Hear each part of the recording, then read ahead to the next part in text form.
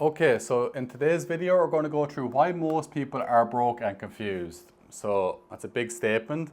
So the real reason is it's due to compounding. And I'm not talking about compounding in the financial sense, like your index funds, your stocks and bonds and stuff like that go up over time.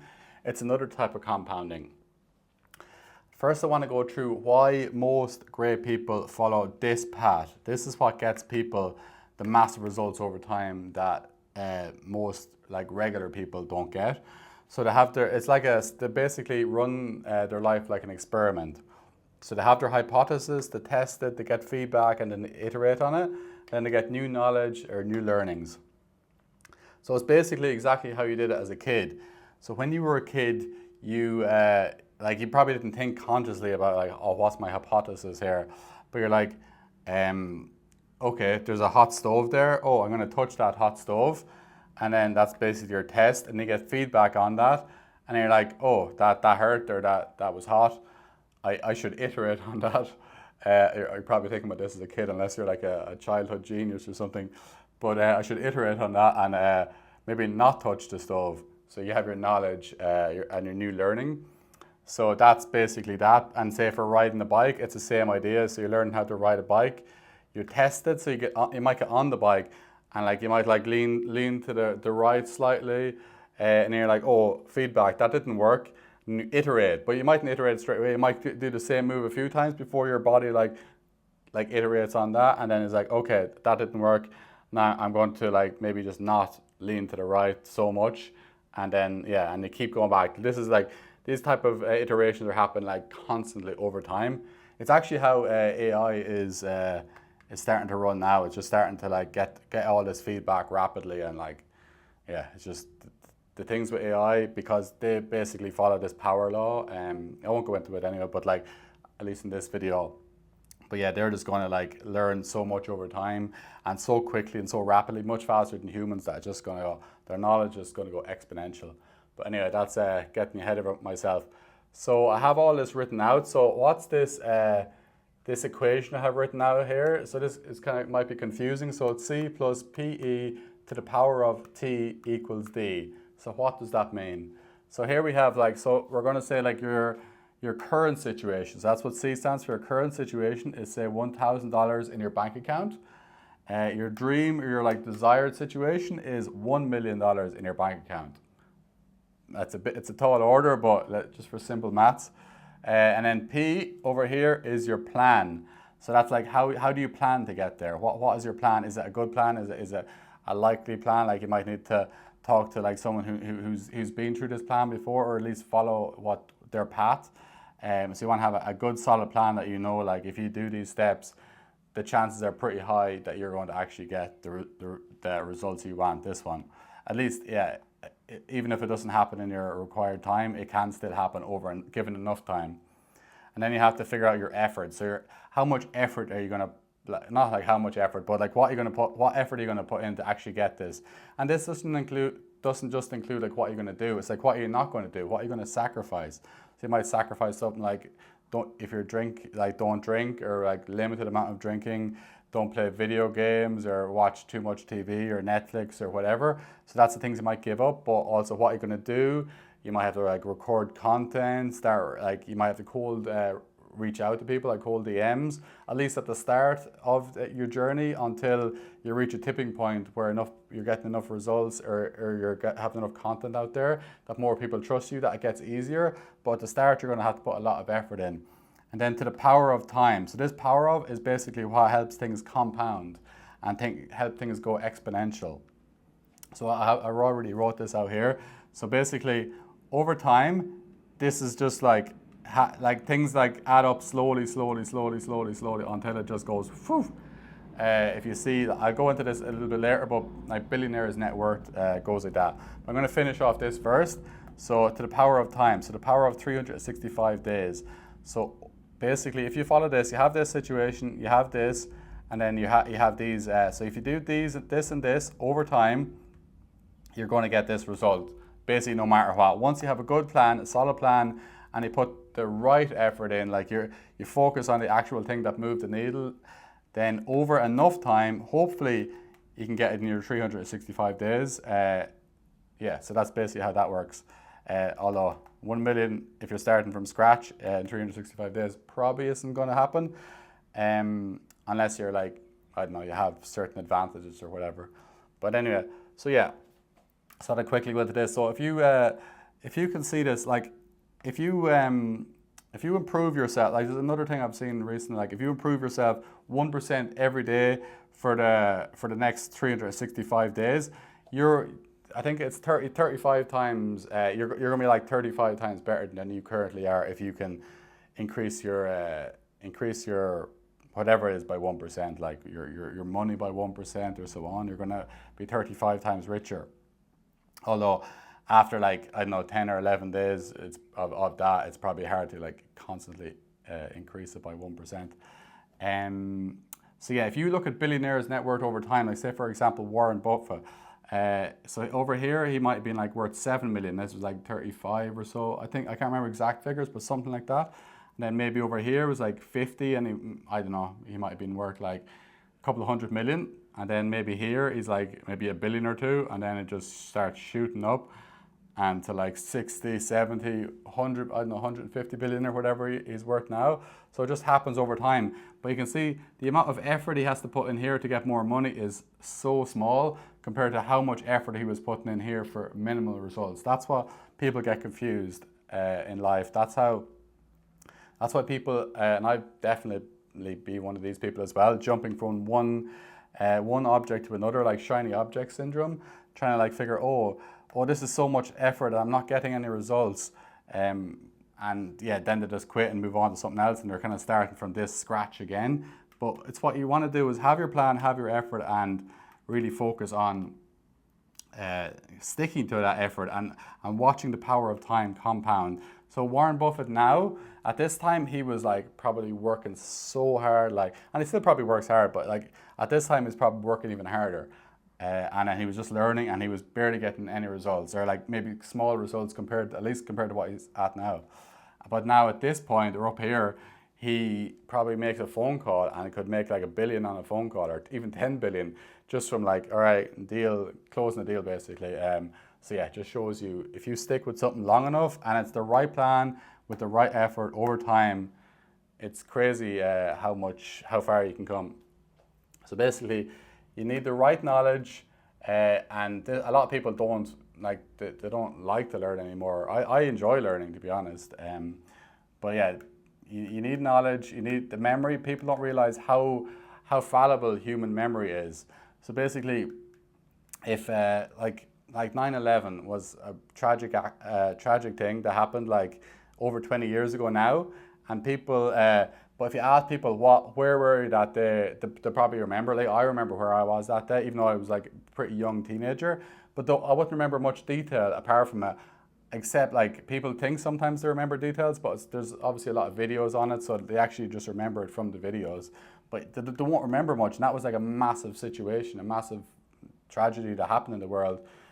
So it's a massive event in like basically modern history. So it just shows you how people's memories are so bad. So, like for example, like 1 week ago, what were you having for dinner last Wednesday?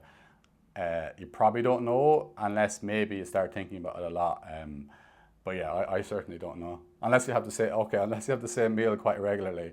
I tend to have the same meal, so I could probably say that, and like, yeah, I probably know. And then yeah, then you have to give it enough time.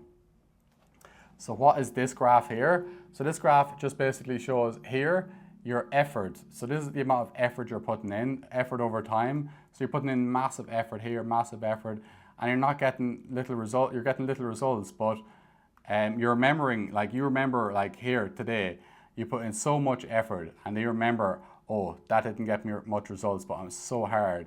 So it's so hard to like keep going, because the more when you're going here, you're still not getting much results, and you remember how hard it is. But over time, these kind of like go opposites. So you're like, oh, by that stage, you're getting like massive results while taking like minimal effort. So this is like the kind of like chain you kind of have to break, at least at the beginning.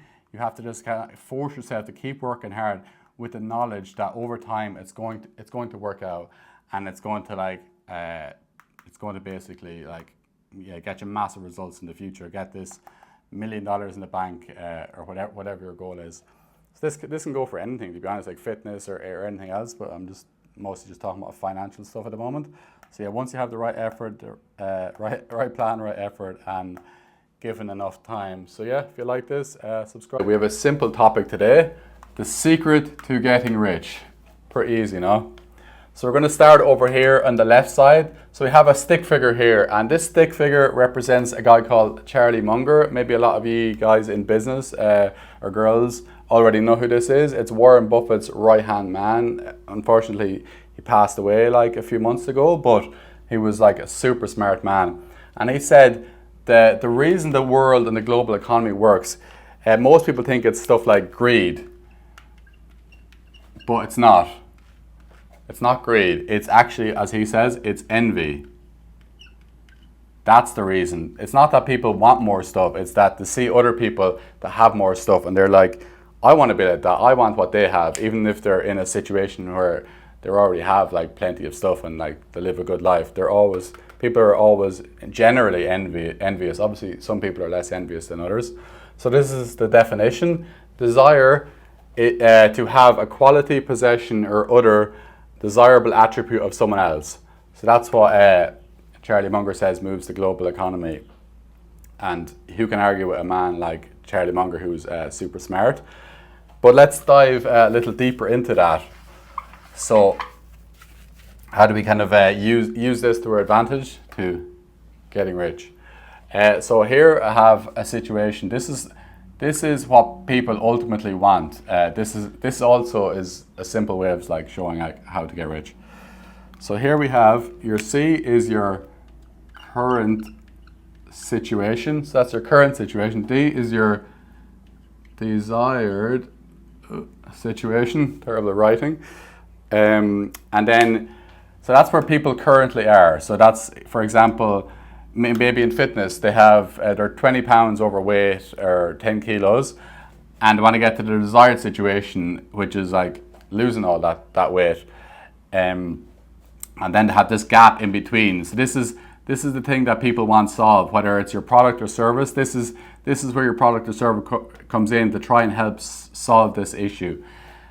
So basically, and it's not like, I can go into this more in other details, but their desired result in that situation of fitness isn't necessarily they want to lose 20 pounds just for the sake of it. They want to actually lose 20 pounds for another reason. Maybe it's to have confidence to meet the partner of the dreams or whatever it is. But ultimately, that's usually the reason, or to look good or whatever it is. But I'll go into that maybe in another video in the future. So yeah, they're in that current situation. Maybe in other examples, people are maybe in a 9-to-5 corporate job that they really don't like.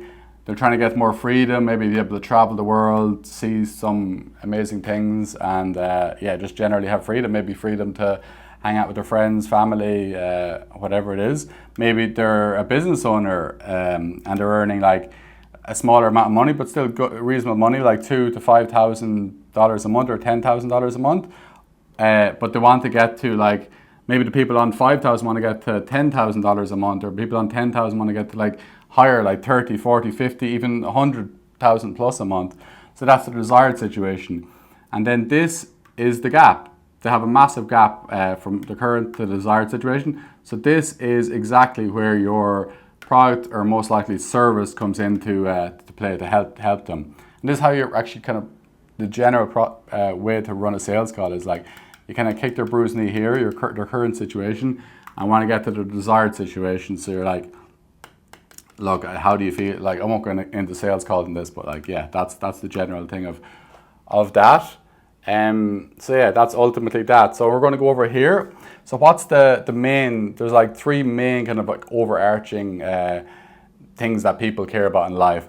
Health, wealth, happiness, as Benjamin Franklin said.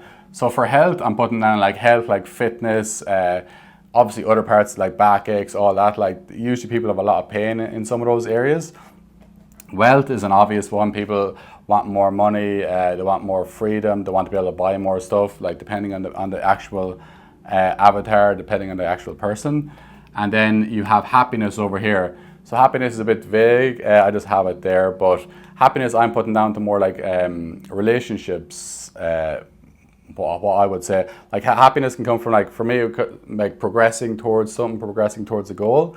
But relationships are a vital thing for humans. We're social creatures. So like relationships, a lot of obviously comes down to a partner, whether you want to meet a boyfriend, girlfriend, wife, husband, or whatever the situation is. But it's not just that. It's like your family. Hopefully you're lucky enough to have a supportive family. Also, like deep social, like friendship bonds. They're all very important. But a lot of people, if they're like helping us, it's like to get a partner, like a life partner of some sort. So that's another. Their current situation is they don't have one. Their desired situation is they want to solve that. So bridging the gap. Yeah. So over here we have.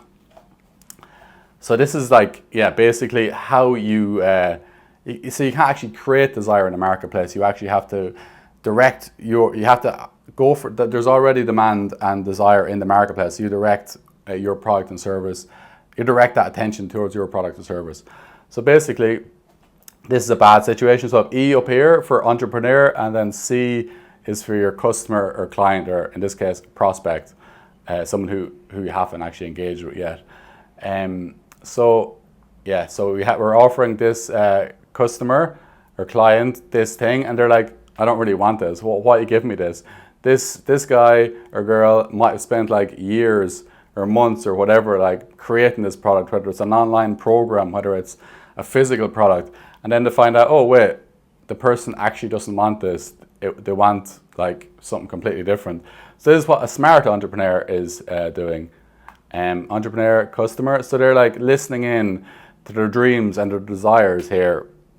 So whether that's like going out and asking, like market research, like, and actually physically asking the customers or clients what they want, or like seeing the demand, whether it's in like groups online, you can actually see the demand. Then it's best to actually get on calls and start talking to people, like what do they actually want.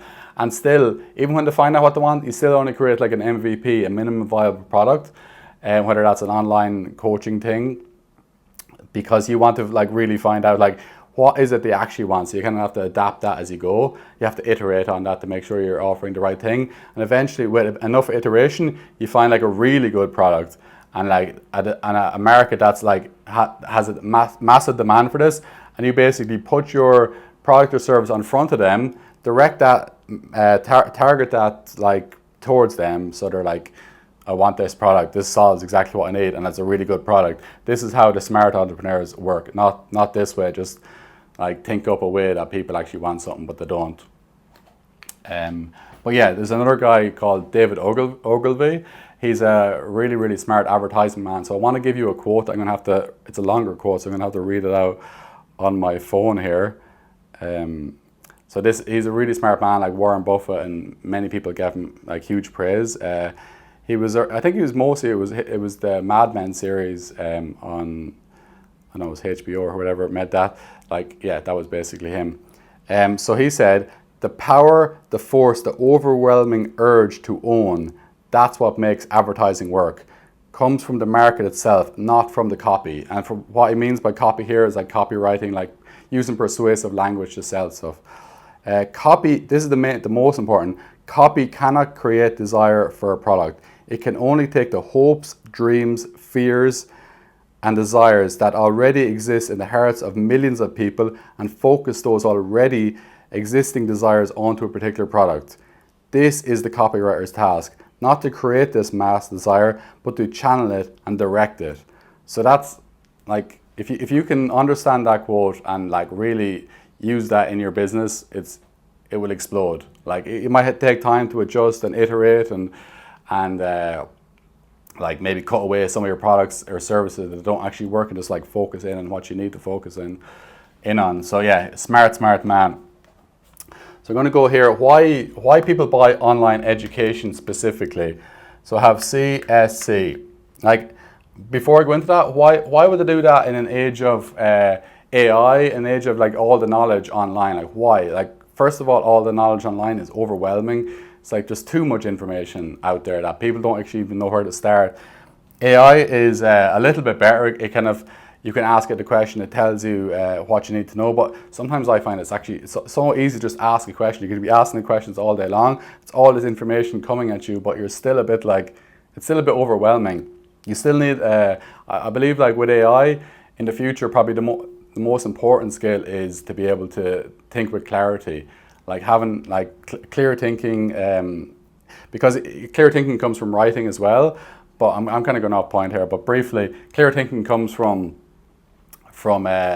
writing out stuff. But eventually, we might have like chips implanted in our brains when we have to kind of merge with computers. So you still have to be able to think clearly with your brain. But anyways, I went off topic there. So CSC. So C, the first C stands with. This is the reason now that people buy online education products, even in the age of AI, the scary age of AI for a lot of people.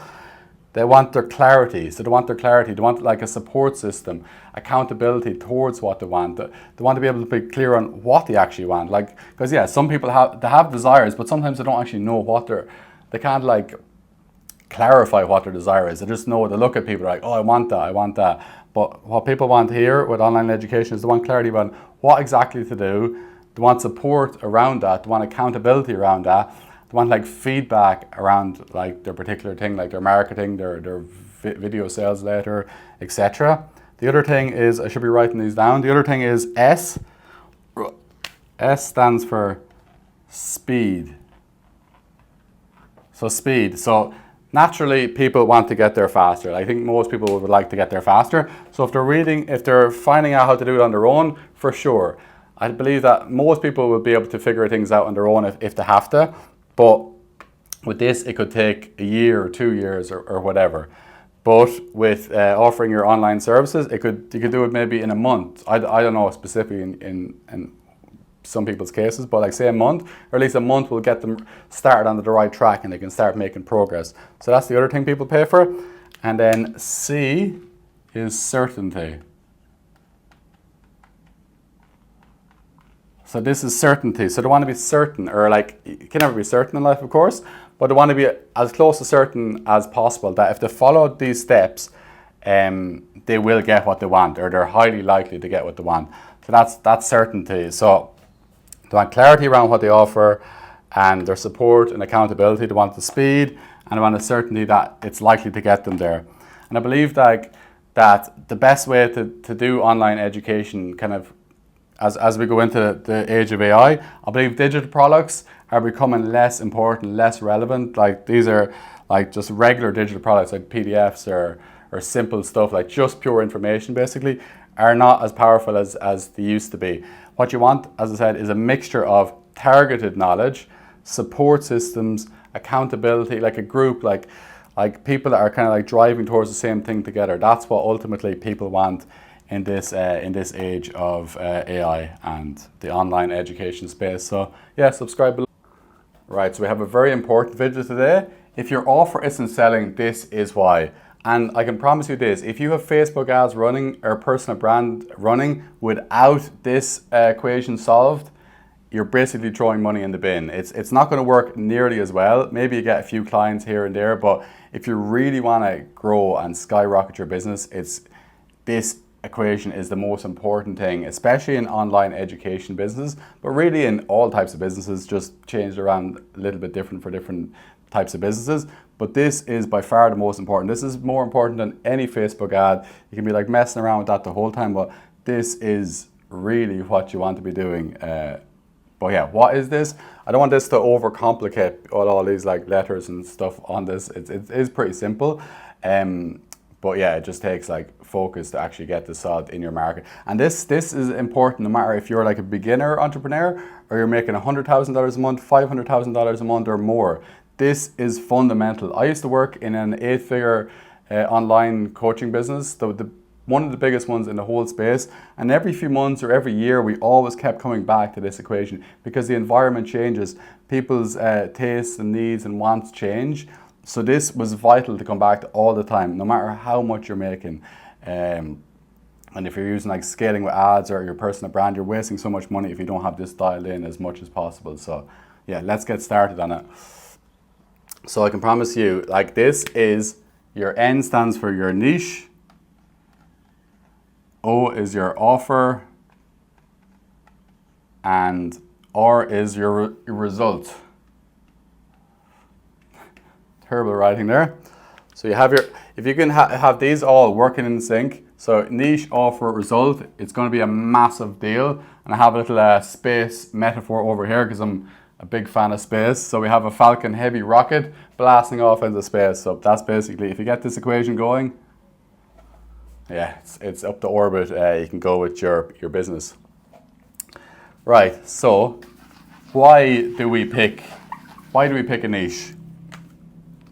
The reason we pick a niche is because we can, if you're targeting everyone in the world, you can't really target everyone in the world, because it's just like, unless you're maybe like offering a free service like Facebook and just getting everyone on your platform, but that's slightly different than what we're talking about. The reason you do it is to sharpen, this is a really bad drawing of a sword, but sharpen and have a target to aim for. So you want to target, if you're just like aiming for everyone, or even aiming for a massive niche, especially earlier on in your business, you don't really know how to target them, or you can't really like target them specifically. People are like, you're sharpening your messaging, so you want to be calling out to those people in that market.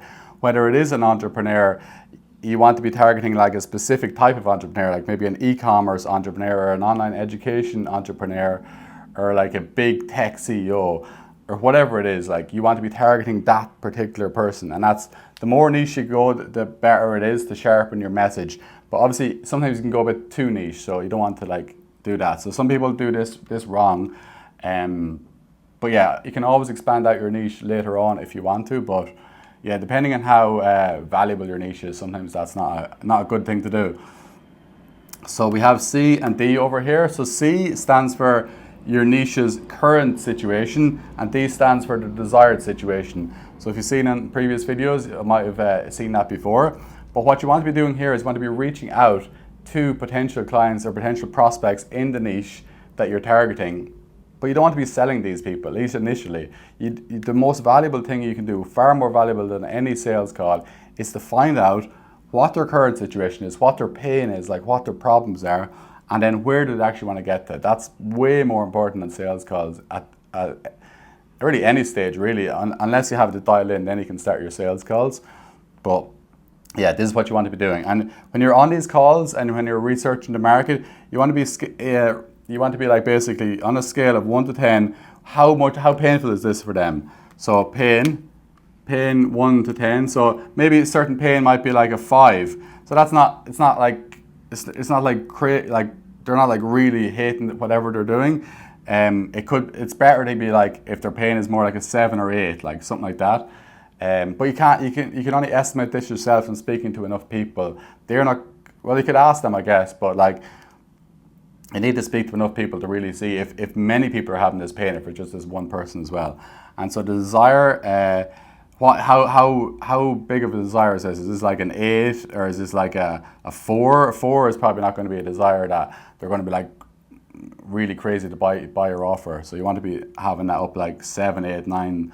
Obviously 9, 10 is where you really want to get to. So yeah, that is the basics of niche. Obviously you can go a little bit more in detail on that one. So over here we have your offer. So your offer, I have C and T over here. So C, this one stands for complexity.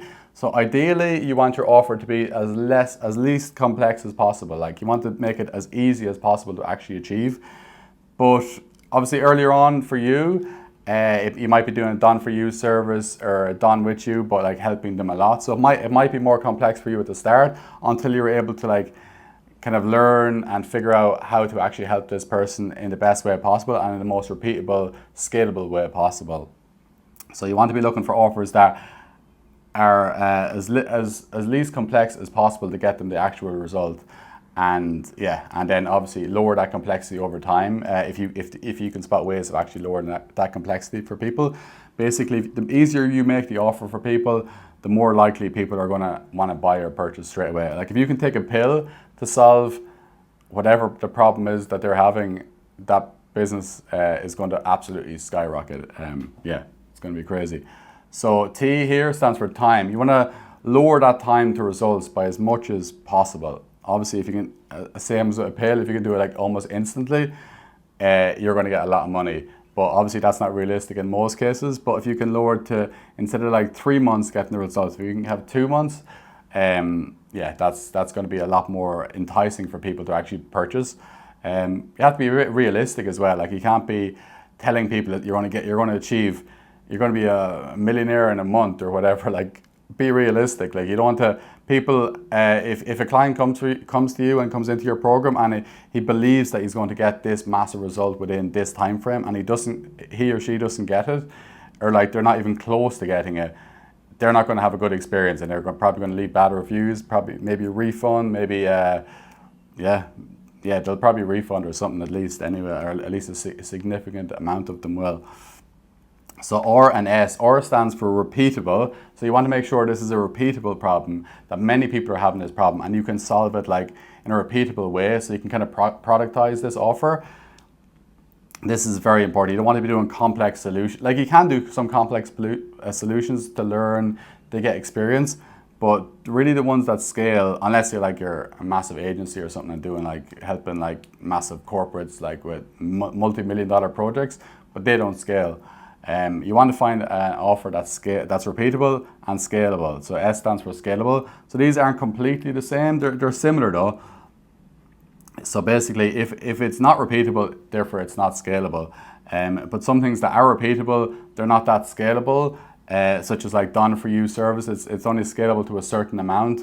But maybe you can, if you have like a done for you service, you can productize that into like a information product, a community or something like that later. So yeah, be looking for these. And the most important one is F. And F in this case stands for, focus. This is one of the most important words in all types of business. But in this particular case, is focusing on your core product.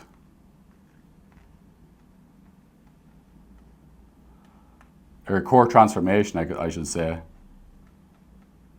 Or result. Yeah, basically your core result anyway.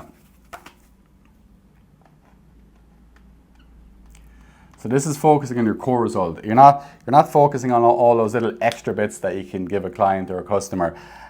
This is the transformation that they were looking for. This is the desired result, and this is the thing you focus on completely. Don't get distracted by offering them this new little feature over here or a little tiny benefit over there. If you get them this result, and in the quickest and easiest way possible, you will get so many referrals. But it's not easy to get this. You constantly have to be going over on this equation the whole time to actually like dial this in. So yeah, this is vital. Focus on your core result that you're getting your clients. And over here we have your result, and here's me drawing a picture of arm flexing like that. It's obviously an awful example. But yeah, so that's basically stands for like you want a stronger, profound results. You don't want to like say, for example, in the fitness space, you don't want to be saying, we can help you lose like 5 pounds within 6 months. Like, it's a nice result maybe, but it's not profound. It's like, wow, this is crazy. You want to be trying to get your clients as big results as possible. Like, say for example, someone lost 60 pounds within 3 months or even 6 months. That's a massive result. Obviously, that person could be starting at a different place than other people, but it's still a massive result. For an online business space, if you're helping someone go from 10K to 100K at all, no matter how quick you do it, it's a pretty profound result. But obviously, the quicker you can do it, the better. Like, realistically, if you can do that in a year, that's a huge result. But maybe you can get there quicker sometimes. Or if you're getting someone from like 10K to $1 million a month or something like that, which is very, very hard. But if you can do that at any stage, even within the next 5 years, that's a profound result. It's a massive result that you can then market that to other people. Other clients or customers can see that, get inspired by it, and then they can also in turn get massive results from that. There's many benefits to it, so you want to make it as profound as possible.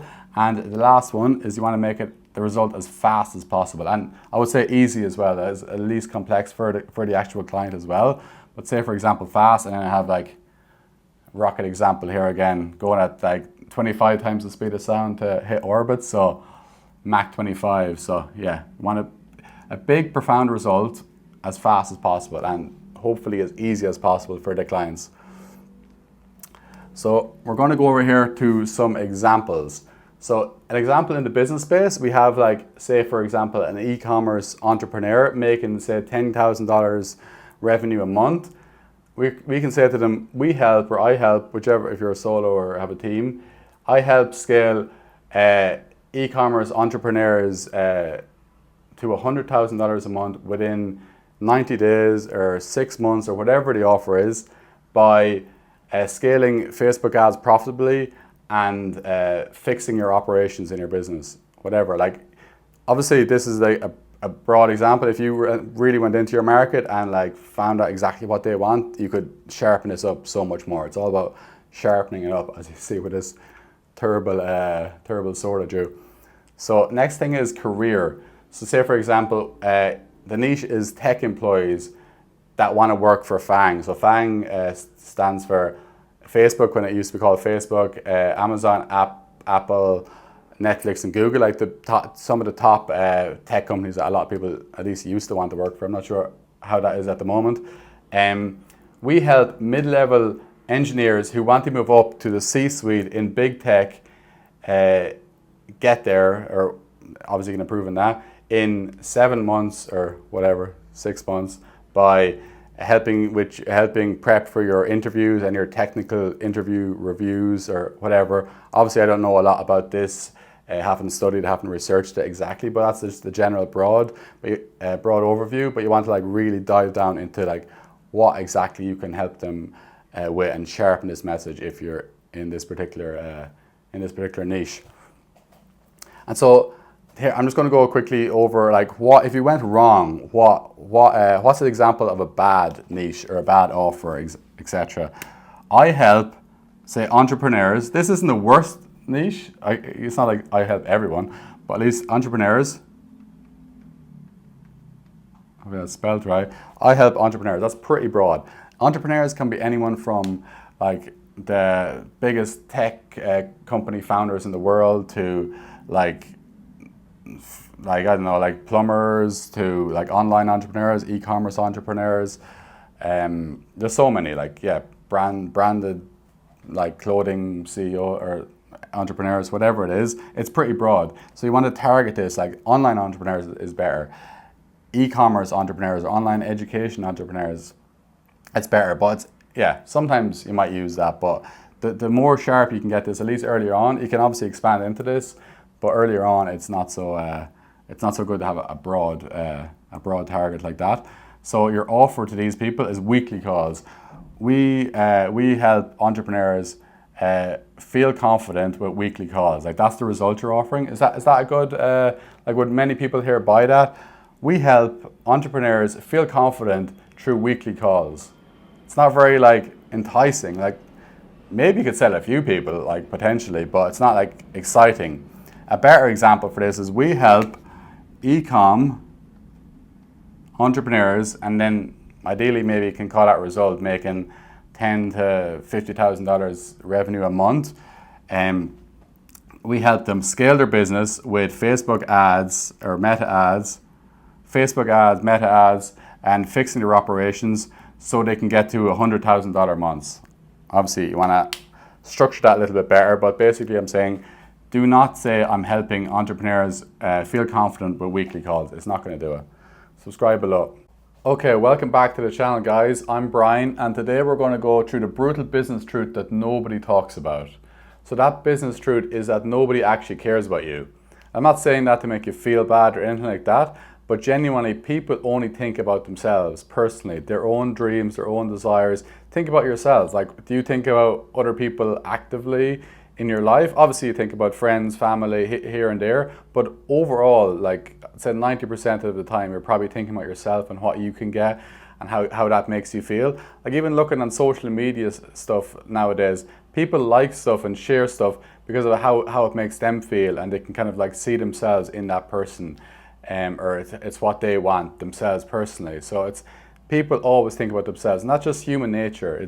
There's nothing wrong with that. So in business specifically, I'm going to go through some examples and try and like really ingrain this in your head so you don't start worrying about the stuff that don't really matter. Like the stuff I'm going to talk about might add gasoline to the fire, like might expand your business, but if you don't get these fundamentals right, your business isn't really going to go anywhere, no matter how many qualifications and everything you have. So first of all, we're going to go over here. You see, I have my whiteboard here in this series, and yeah, I'm going to explain over the next few minutes what this video is about. So over here, I'll spin around this way. So we have our really well drawn stick figures. So I don't know what this this hat thing that this guy is wearing, but it's meant to be like a graduate, like a guy who graduated with a PhD. I don't know what I can't even draw the type of hat. I need to get better at these stick figure drawings. But so this guy is a PhD, and so people don't act like, obviously in some circles they care if he's a PhD, but in many circles, if he's offering a product, people don't care that he has a PhD. He could be, like, say for example, a fitness guy, and he's a PhD in fitness. Obviously that's a bonus. I'm not saying like it helps, it adds a lot of gasoline to the fire, but if he doesn't solve the core reasons why people buy, then he's not going to go anywhere. And a lot of these PhD students you find nowadays, they're all working in, not all of them obviously, but there's a certain amount of them working in coffee shops, because it's not about the qualifications, it's the problems that you're solving in the marketplace. And if this person isn't solving a problem, even though they're like super smart, they've got all these qualifications, if they're not solving a problem that the market wants, and not just like a random problem that you think the market wants, but if the market's not willing to pay for it, then this guy's PhD is basically useless, to be honest. So oftentimes you find these working in coffee shops or jobs that are like don't pay as well, like minimum wage type of work. Nothing saying there's anything wrong with that, but usually if you have a PhD, your dream isn't to necessarily work in a coffee shop, unless it's to own the coffee shop or whatever else. Like you have a passion for that, that's a different situation. So also in business, like people care about your logo, your website, all these little finicky things. Like a big one is your social media presence, like your vanity metrics. Like, as I said, these things help. They're like the help, but they're the cherry on top. They're the last 10% of what you actually need. These things don't matter. And I'd say, especially early on, most new entrepreneurs or coaches, consultants, they spend like maybe 80% of their time or more on these situations. But it's not these. If you have the best website in the world, the best logo in the world, like have 1 million followers or whatever, 1 million views, 1 million subscribers, it helps. Like an audience definitely helps, but those people aren't making the big money, especially equivalent to the amount of followers or subscribers they have.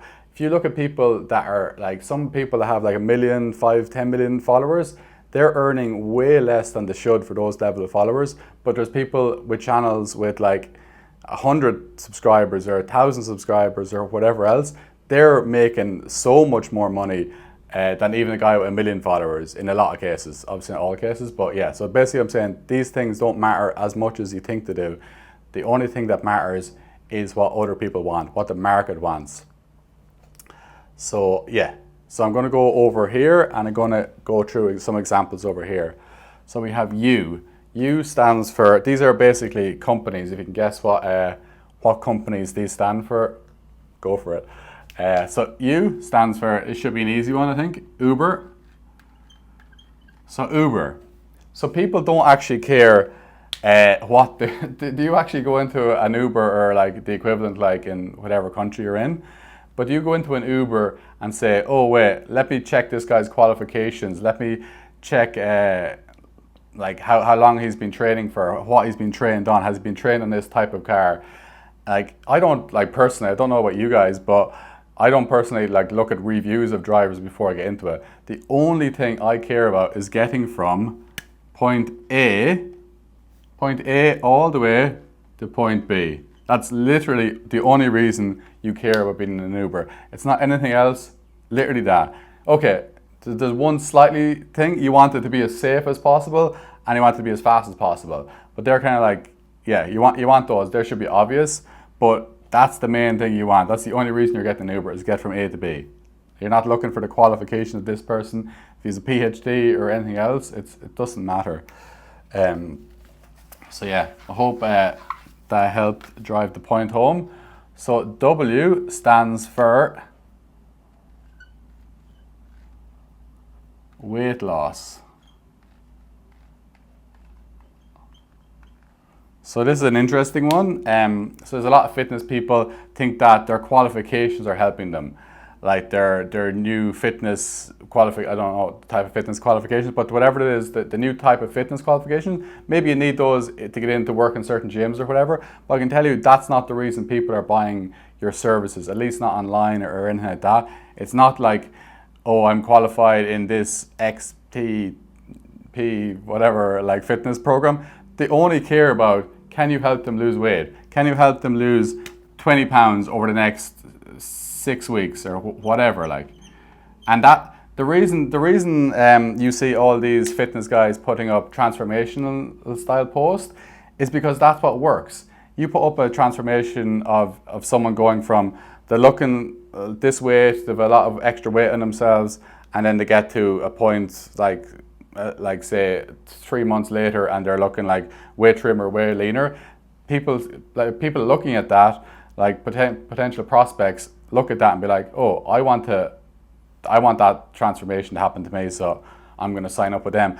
They don't have a post or multiple posts of them with their qualifications, like they have a picture of themselves qualified in this. They don't post that, or it's very rare that you see that. Most of the ones are transformation style pictures because that's actually what works in that industry. So it's basically the result they're after. It's not like what you have in your back pocket. Like sure, it's nice to have your qualifications, but it's not the main thing.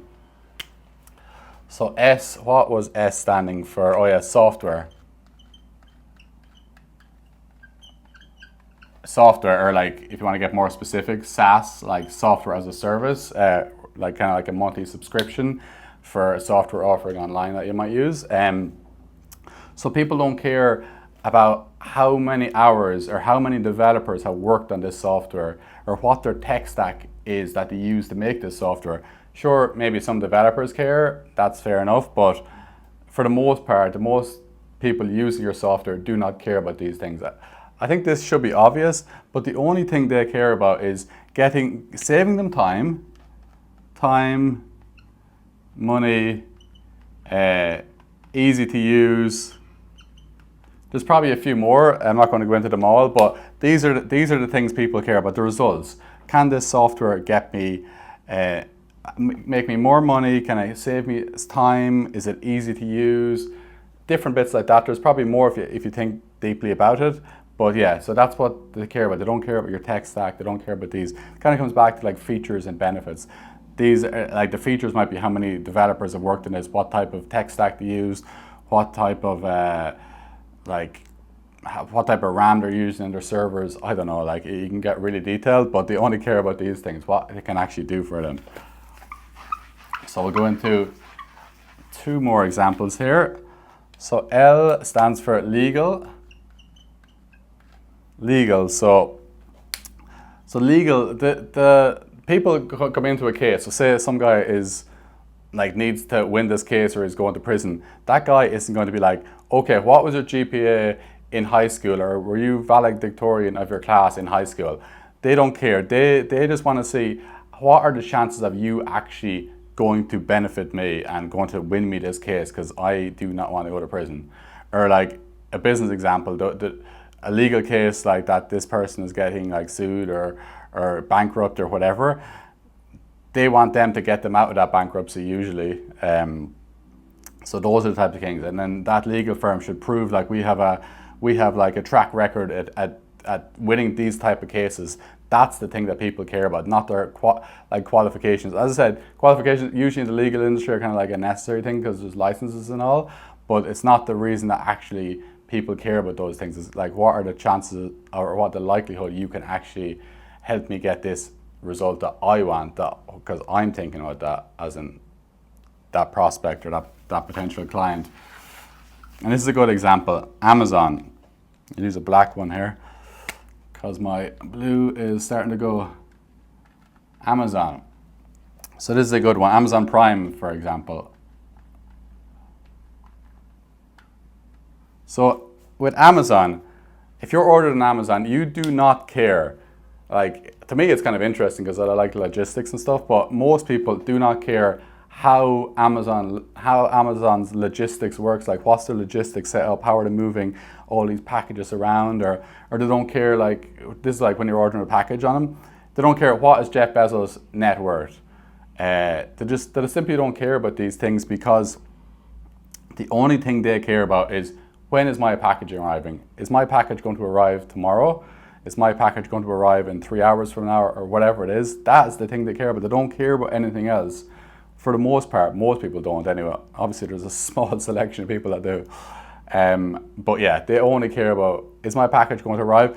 Jeff Bezos is a very, very smart man. He came up with 3 things that the only things people will care about well into the future, no matter what happens. And those things were fast shipping, big selection, and the cheapest items. They're the only things people will care about in the retail side of Amazon, at least.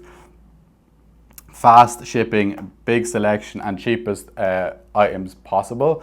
So he just focused all his energy and all Amazon's energy on solving these and working towards this as much as is possible. That's part of his company principles, because these are the things people care about. They don't care about logistical network, all this. Like the fact that he has that massive logistical network, like bigger than like FedEx and DHL and all these guys who've been in that industry for years, or at least as big or something like that. Like that's building him a massive moat, so nobody can come in and steal much market share from Amazon because they're so massive and so big. But really, the general customer does not care about the logistical network. But the logistical network helps with this. So these are the things people care about. So again, bringing it back to, people do not care about you and the stuff and the hard work you've done. Like Amazon, they spent so much effort and so much time building this absolutely monstrosity of a company, and it's like the way it operates and the way it works is just mind-blowing, and the logistical network and all that. But people really don't care. They care about, when am I getting my thing? Is it pretty cheap, good value for money at least? Is it fast, and can I get basically anything I want on here? That's all they care about. And yeah, very smart man to know all that stuff. So over here we have just two avatars of just the general people in the market. Like, what are these people thinking? I don't know where the best way to go is. So this person is thinking about me, and not me as in himself. You can spell that. And then this girl is thinking about me. She's thinking about herself. She's not thinking about this guy and this other guy. Like, especially if these are random, if they're in a partnership or whatever, then that's a different story. But even still, even in a partnership, most of the time the person is still thinking about themselves, like not in a evil or cruel way, but just a human, natural, it's a human way to mostly think about yourself. Especially if they're random people that don't know each other, they're 100%, like 99% thinking about themselves within the construct of like social fabric and all that kind of stuff. So yeah, they're only thinking about themselves. Just remember this, they're thinking about me and what this person can do for me. They don't think about, oh, I wonder what her qualification is. He's thinking like, I wonder what this person can do for me. Can she help me prepare for my interview to land this job or whatever? That's all they care about. They do not care about your logo. They don't care about social media followers. The one thing about social media followers is that provides like social proof. So it makes people not have to think, not have to use their working memory as much, because if they see, oh, other people have liked this person, therefore he must be good, so I don't have to like use my brain too much to actually dive down, is this person good? But ultimately, if this person isn't getting results, then their business is useless. Like, they might get a few clients, they might get a bit of business, but it's not going to do the job.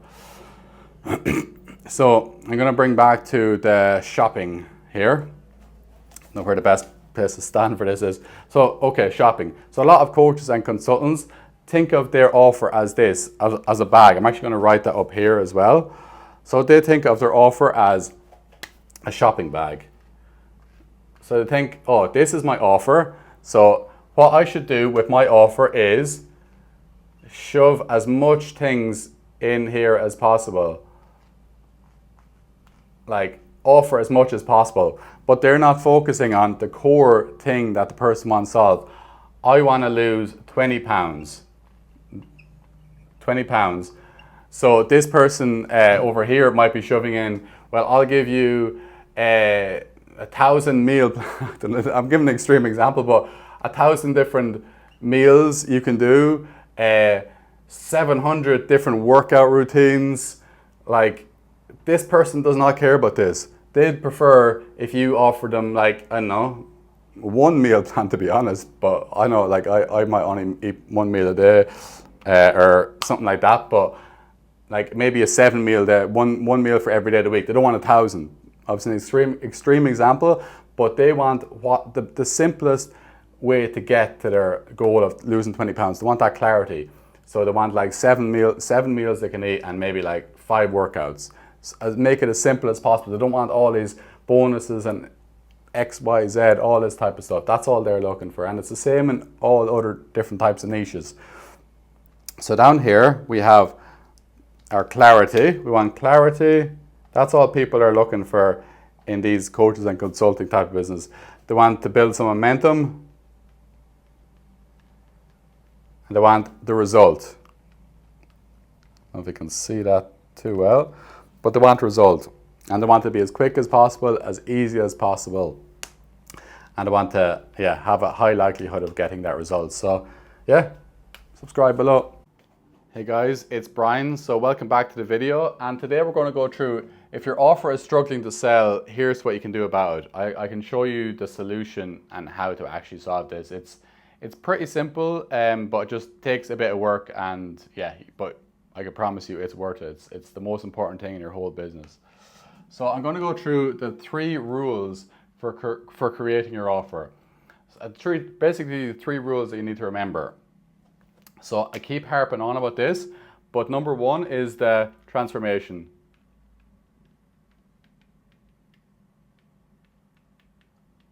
Transformation and results.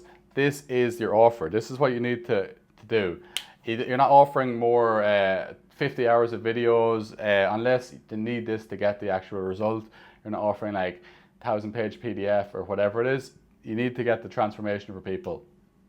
Number 2 is value. Value. So this is what we're pricing on. We're pricing on value. We're not pricing on your cost per hour. We're not pricing on the materials you use to actually solve the issue for clients. This is very important because, like, look, if you solve a $10,000 problem a month, like $10,000 a month problem for a client, like something's costing them $10,000 every month, and you're thinking, oh, this is going to take me 30 minutes to solve, and my hourly rate is like $100 an hour, so I'm going to charge like $50 an hour to solve this massive problem for this person.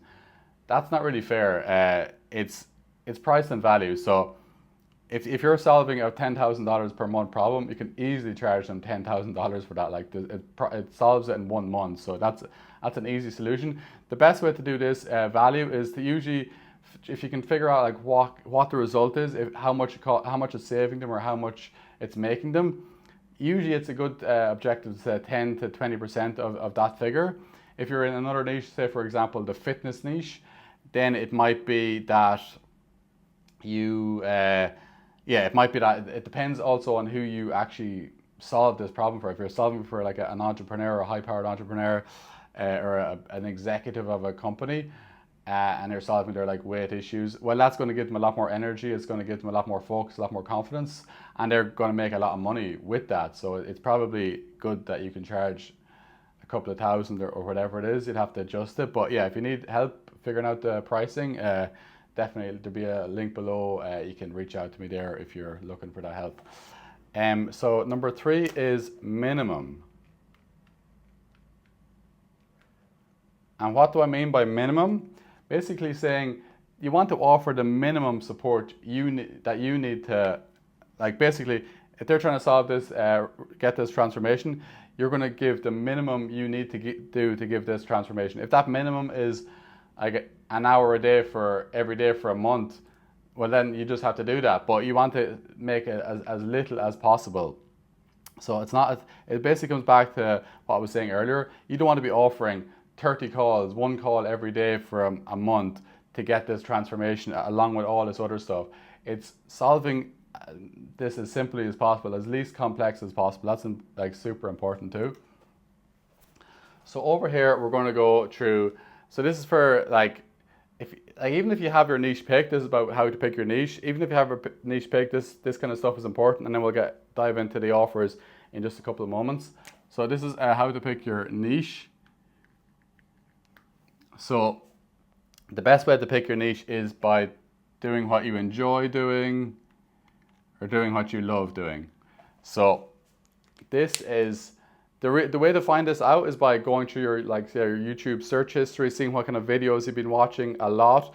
That can kind of show you what you enjoy. Going through maybe your bank statements, like apart from obviously your rent and cost of living, what are you actually spending money on that you enjoy? Say for like example, like golf or cycling or like business related books or travel or whatever it is. You find out those things.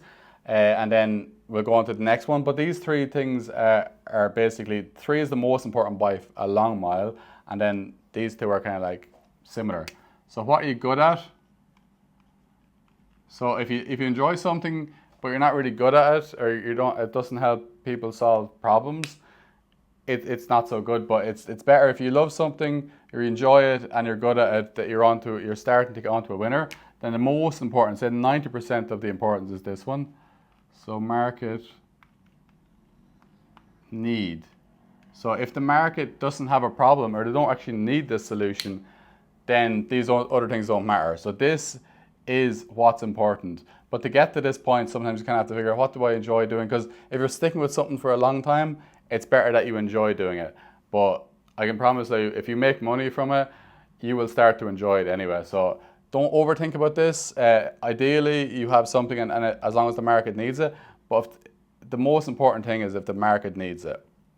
Because if you start making money and good money from it, it doesn't necessarily matter as much if you love it, because you'll have the money to then go and take time to do what you love. So market need, again, is the most important. So now we're going to get a little bit of space here. So how do we perfect our offer? Or how do we even like get an offer in the first place? Like, they're kind of go hand in hand. So offer, the first thing we're going to want to do is get out of our own head. So we have our niche picked. So get out of our head. Get out of our head. All right, we get out of our head and we get into the market basically. So we're going to go DM people, video calls. What was that? What the hell was that? Video call.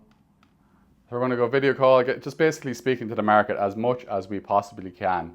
And once we get these type of things, and we're going to, if you want to speak to the market, you're going to want to be speaking to probably, well, I don't know, I'm being generous here, but minimum of 5 people. This has been pretty generous, but what I'd recommend is 10, 20, or say you should have enough with 30. But if you can get to 30, great. But usually a sweet spot is around here, 10 to 20, especially if you start spotting like a team. So next thing, what you're going to want to ask is the main things. There's many questions you can ask, but basically, what are the problems? Like, what are they struggling with? What's the bottlenecks in their business or in their fitness or in whatever like other niche you have? There's so many different niches like out there. Yeah, so what's the problem they have? And then pain. How painful is this problem? And then yourself, you can rate that on a scale of 1 to 10.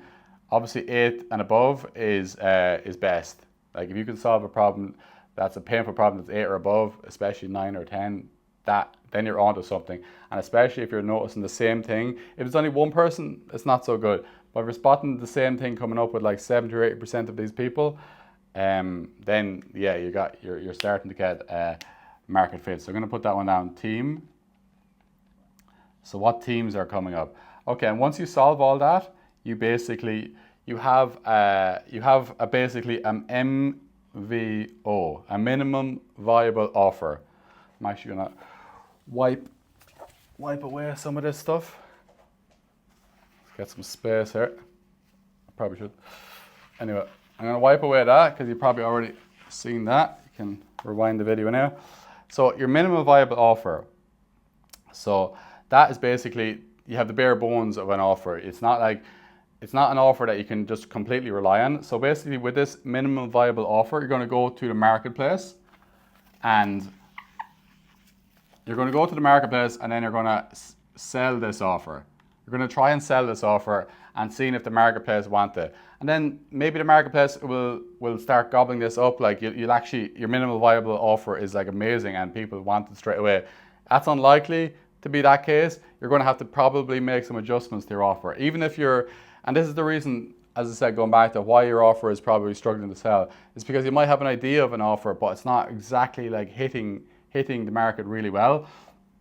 So you're going to try and sell this, and then if people are like hesitant to buy it, you just ask them why. You get feedback. What would it take for you to buy this, or what would you need to adjust for you to buy this? So say for example, if you're offering, like for them to help them get more clients, if you're offering SEO services, they mightn't really want that. Depending on the niche, they mightn't want that type of service, especially now maybe with AI and stuff. That mightn't be as important. But what might be a better option that you find out from trying to offer this is meta ads. You could be offering them meta ads or Google ads or some other type of like better way of getting them clients. So that's what you're going to adjust, and this is what you're going to iterate on when you're in the marketplace trying to figure out what they actually want. And then from constant iteration, so that's a kind of a cycle. So you have your feedback, iterate, and then you're gonna basically have feedback, iterate, and then you're gonna get your results, and then you're gonna test again. You're gonna basically, this cycle is basically a business cycle that you're gonna constantly do all the time, because even if you have a perfect offer that works like flawlessly for a long time, the environment changes, people's opinions change, the world changes, technology changes with AI now. Like this thing is a constant cycle that is, yeah, these are all the fundamentals. Honestly, it's so important. Even for me, I'm kind of almost reminding myself of how important this stuff is. So basically, that's what you're going to do. Going to keep iterate on get that perfect offer, and once you have that, you have product market fit, and that is when you're going to start making a lot of money. I can promise you that. If you have product market fit and you do a good job at selling and all this, you're going to make a lot of money. So yeah, stick to that. And so I'm going to go through now the biggest mistakes people make in this process. Getting a bit messy here. So the biggest mistakes people make in this process is they think in their head. Think too much. Don't go to the market. We've already discussed that. I don't need to harp on that anymore. So the next most important thing is to do not listen to the feedback. They don't listen to the feedback of what the market is saying. They might be so stubborn, like, no, this offer is good that I've already have in my head, or this offer that I have off other people is what I'm going to go with. Even if like so many more people are saying, no, actually we prefer this. You listen to that feedback and you basically sell this, because this is where the money is. And then the next thing is kind of similar to feedback, but it's bias. It's bias. That's kind of like sometimes where you might get stubborn with stuff. You might have a bias, like in your head, you might be thinking this is what the market wants, or maybe one person out of like 10 people have told me this thing. So I kind of like, I'm not like I'm not going into these calls or these Zoom calls or video calls with an open mind. I'm just going in knowing that this is the problem. Even if you kind of think something is the issue in your head or the problem that the market wants, it's better to actually go in with a completely clear head. Don't be trying to ask questions in a way that brings them back to this bias that you want. You have to like have a completely open thing. And then if you spot them saying this a similar problem than you had before, well then you can kind of like ask a bit more questions around that. But you need to be going into these calls with a completely open mind. And as same as when you're getting feedback on the market. So those are the most important things for an offer. I can promise you, and by the way, if you need help coming up with an offer, picking your niche or coming up with an offer, definitely just go down to the description below, and we can try and help you out. You can hop in a call or whatever. But yeah, so basically, if you solve this, get your niche solved, and do not be niche hopping. I used to do that niche hopping all the time. Figure out what you want to do, figure out the niche you enjoy and one that you can make money with. And the grass is not greener on the other side. You just need to stick to something. I've been the person that has niche hopped the whole time and just don't stick with something. Also, not just niche hopping, but business hopping as well. But the thing, as I discussed in another video, which I can link below, is the most money comes from over the long time. So the longer you stick with a niche and the better offer you have, the more money you're going to make. If you have this, you're gonna like solve this, like you're just gonna iterate on it, like you're gonna know your niche so much better. So yeah, stick with your niche, perfect this offer, adjust constantly. Two of the most important things in your online education business. So yeah, subscribe below. Welcome back to the video. It's Brian here, and today we're going to go through the unsexy skill that 7- and 8-figure coaches have that nobody else does. So this is like a really important video. And I'm going to go through all of what this all means. So this is really important no matter if you're beginner or if you're advanced. Really, especially if you're advanced, because most of the time you forget all this information. Just like the last few videos I've made, it's all like the fundamental stuff that everybody forgets about when they go on to do the more ninja tactic stuff like in marketing or sales or entrepreneurship. But these are the fundamentals that are so important. So yeah, good to keep coming back to these no matter if you're advanced or you're a beginner. So let's get into it. So here we have S and N. So what do I mean by that? So this is especially important in today's market all over the world. So S, you probably have heard of this before. It stands for noise. Obviously, you know what the word noise means. Noise here, I mean, is attention. So in the market, as Naval Ravikant actually said, in the market nowadays, in the whole world nowadays, the real important thing, the real currency of life isn't money. It isn't even time, because money, like time is far more important to like super wealthy people than money, because money comes easier to wealthier people. But it's not actually the time, because the time can be wasted. It's actually the attention, what they put their attention onto or what takes their attention away. So attention is the most important thing. And noise and attention are very similar. So there's so much noise in the marketplace. Like, just look at social media. It's not just in the online business space or online like coaching space. There's noise all over the market. There's all these like short form videos, Instagram, TikTok, YouTube. Like there's so much noise out there, and everybody's kind of just basically saying the same thing. So it's basically like that static thing you hear on the radio if you turn it to like it's not on the right station. For those of us who actually still remember what radio is. So it's all that like that static thing that nobody just like, people don't even notice it. Like you're probably like swiping on YouTube, you don't notice something until something stands out that looks unique, and that is the signal. So that's what S is, your signal. So that's extremely important to actually stand out in the market. I'm going to show you how you can become signal and not just another noise piece in the marketplace that doesn't really stand out. It's all the same as everything else, because in this marketplace there's so much people involved in it that nobody really stands out because they don't have this right. And this is what I'm going to show you how to get. So it's like when you tune in your radio and you tune it into that right frequency, you're on to that message, and then this is when people actually listen. The people that you want to be targeting your messaging at, that's when they actually stand up and listening. So it's all about avoiding noise and being signal, not just being another person in the marketplace. So we're going to go over here, and I'm going to go show you why this is actually so important. And I kind of harping back on about this. Another really not so great drawing. I don't know how I was going to actually create this unless I maybe printed a picture or something.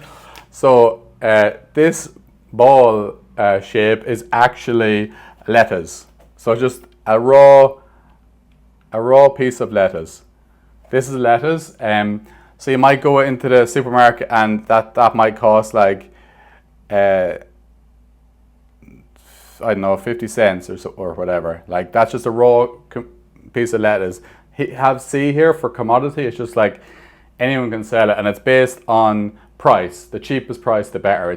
There's nothing that separates it. This awkward looking thing is lettuce in a bag. So this is lettuce in a bag, and this you could charge I don't know what the going rate now, but say like 350, so 7x. So 7x this thing, and it's the same thing. There might even be less lettuce in this, but because this solves a problem, you can actually charge 7 times more.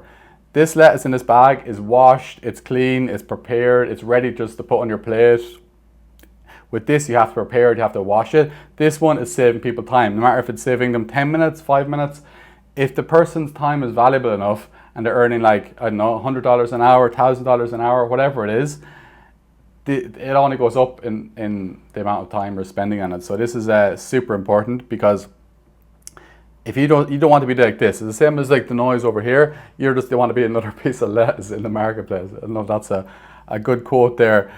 You want to be the lettuce in a bag. That's what we're all aiming for, the lettuce in the bag. So basically, you're solving the problem. You're standing out. You're like, oh, I prefer this over this. So yeah. So basically, in this lettuce, this is what I have here is the process. You don't want to be saying, we do this. We'll give you 10 hours calls per week. We will offer you this particular technical detail, whatever it is. We are offering you, as I said, I keep coming back to this, but these things are so important. Just to keep coming back to it.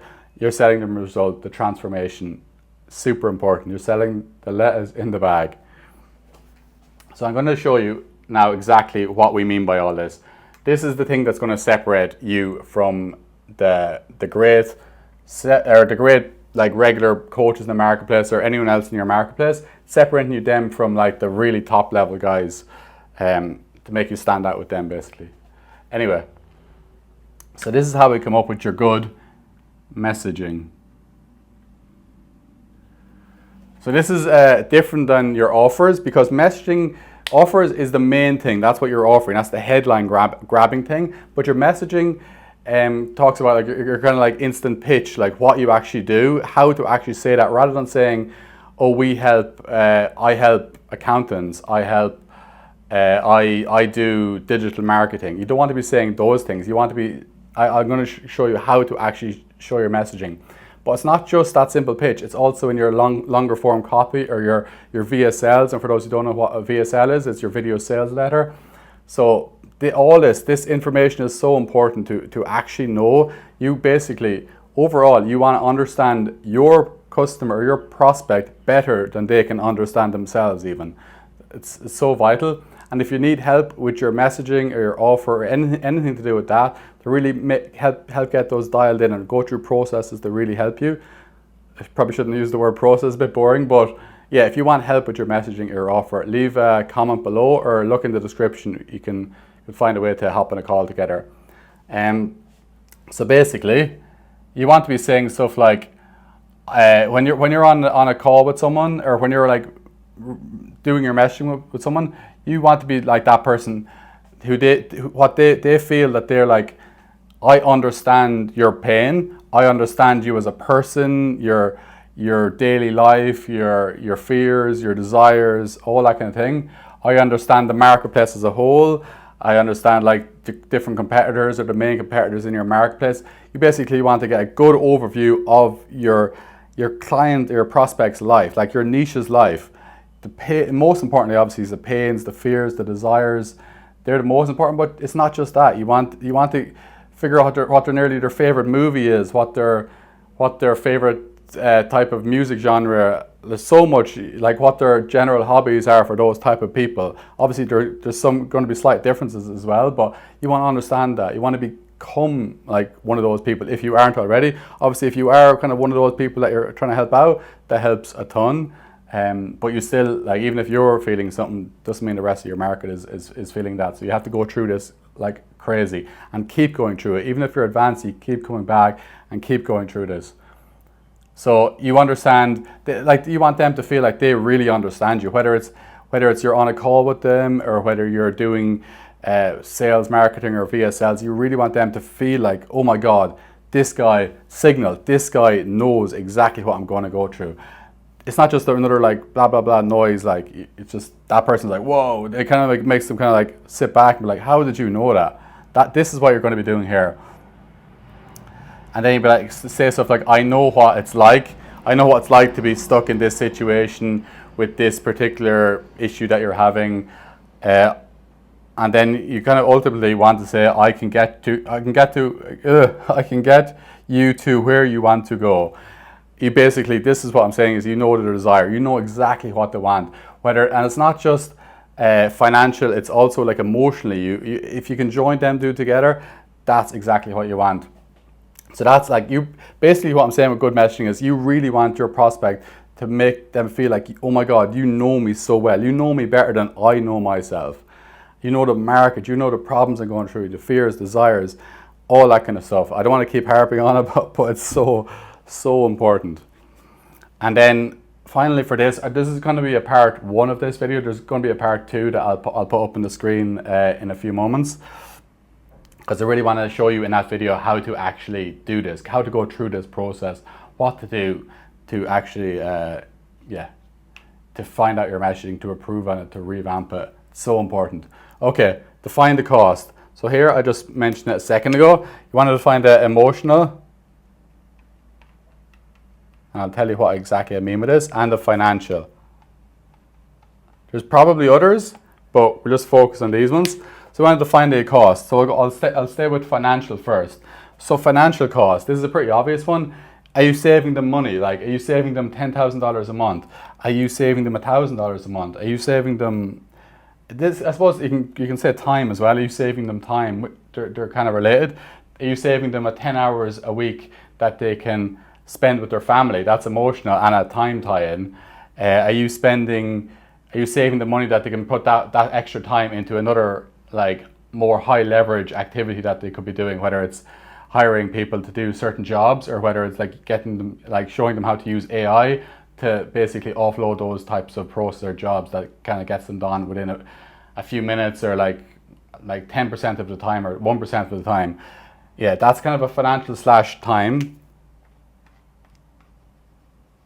And then there's the emotional side, like what's this extra time giving this person? What's this extra financial giving this person? Maybe this person is stuck in a really bad financial situation and they really need to get out of it, and their wife or their partner is not happy with it, because I believe that's the reason that most people divorce, or most people are like basically break up, is because of the financial reasons. It's not because of it, well, it can be other things, but that's the main reason anyway.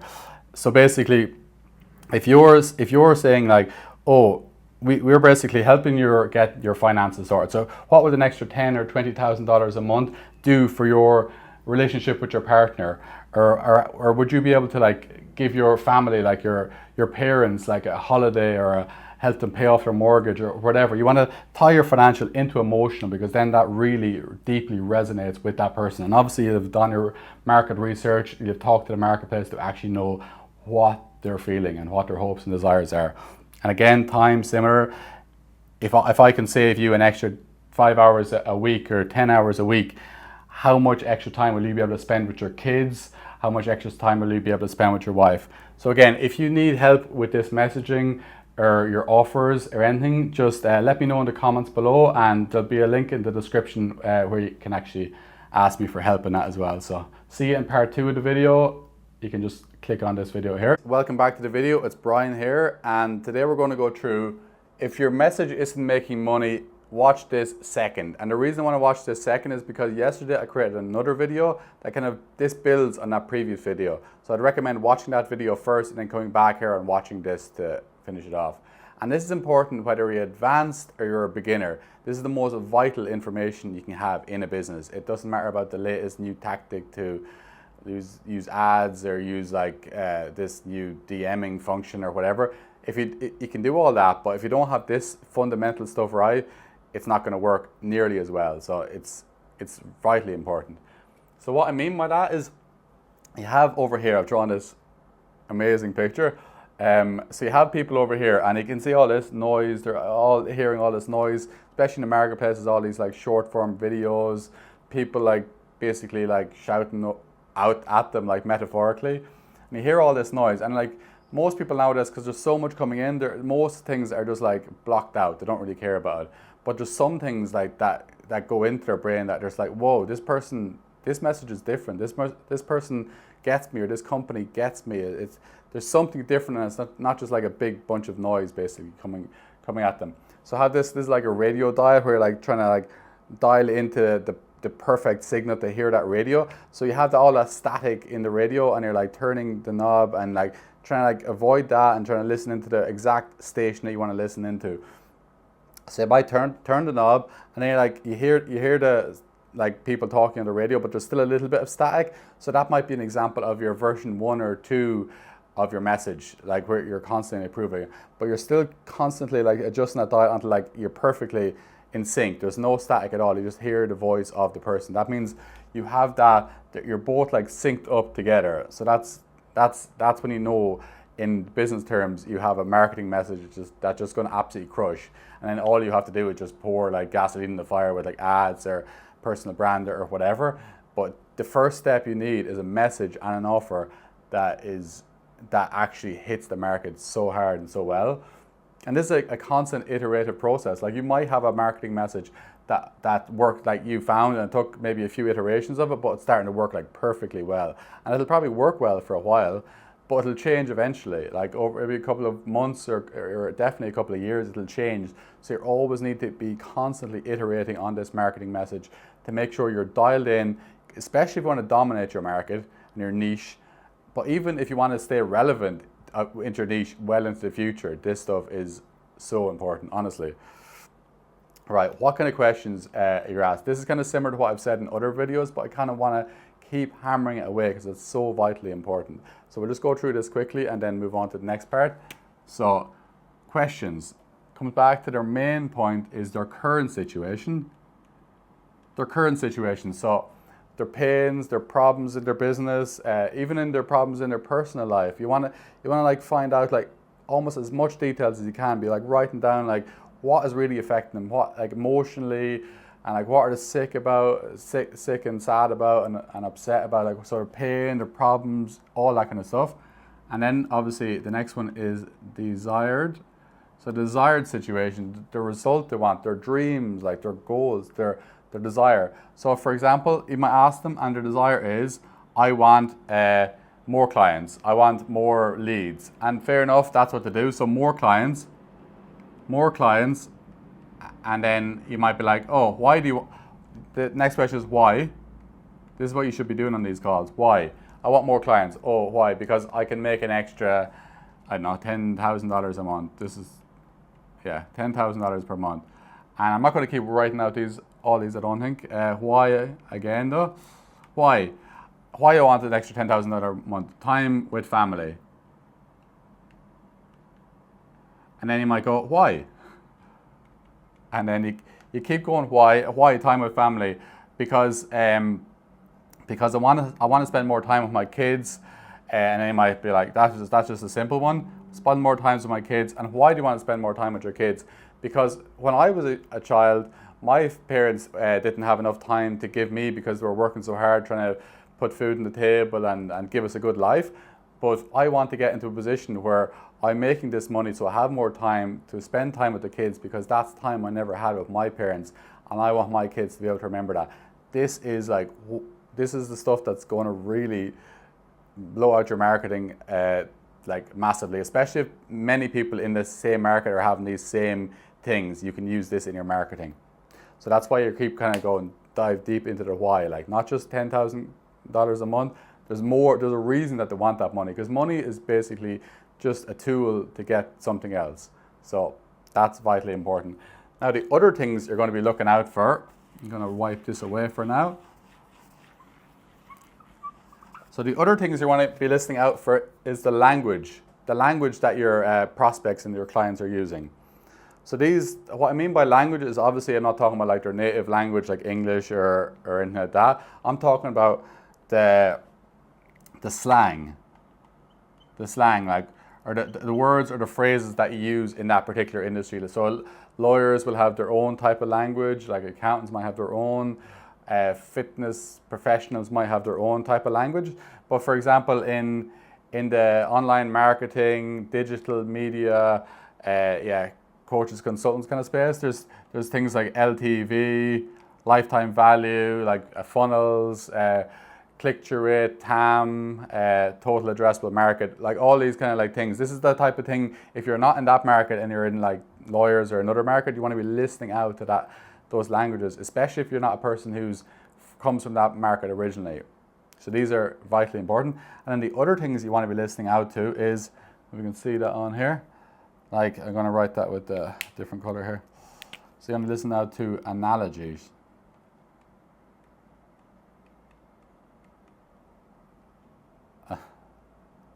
Okay, that's not great spelling, but analogies, metaphors. So what kind of analogies and metaphors is that industry using?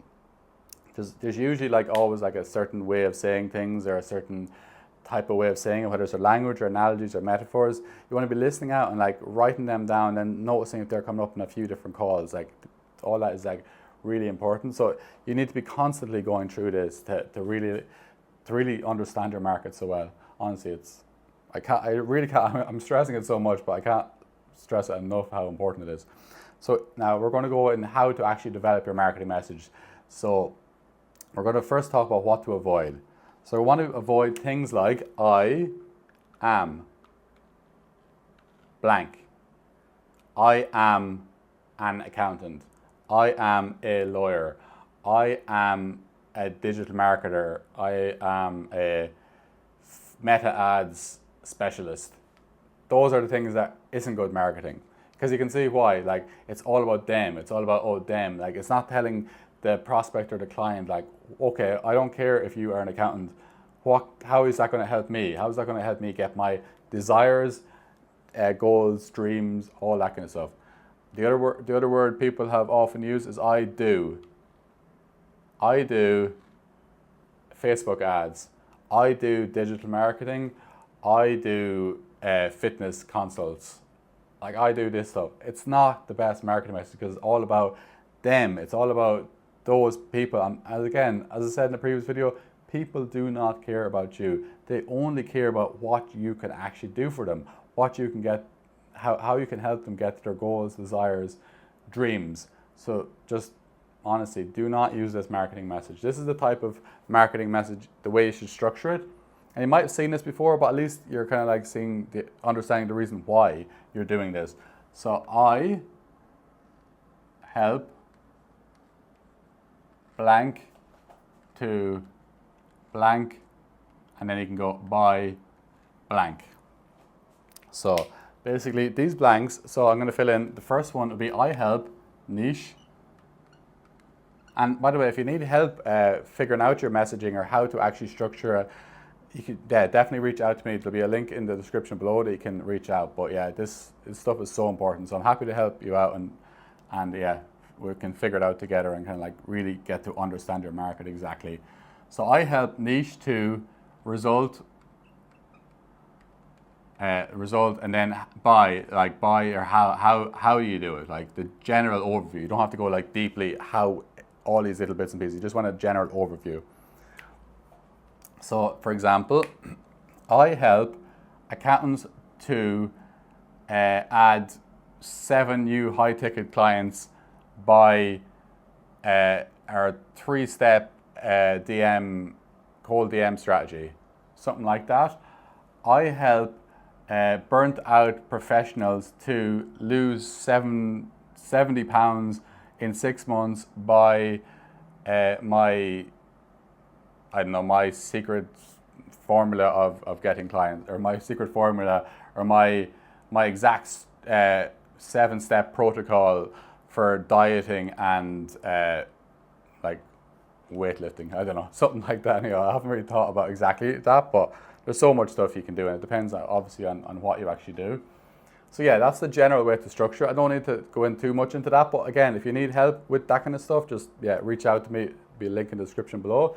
And if you like this video, definitely subscribe, and see you in the next video.